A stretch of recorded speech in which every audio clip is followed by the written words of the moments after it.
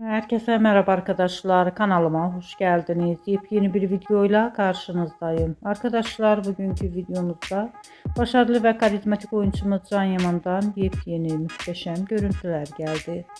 Can Yaman'ın farklı özel paylaşımlarını sizler için YouTube kanalımda video halinde sunuyorum arkadaşlar.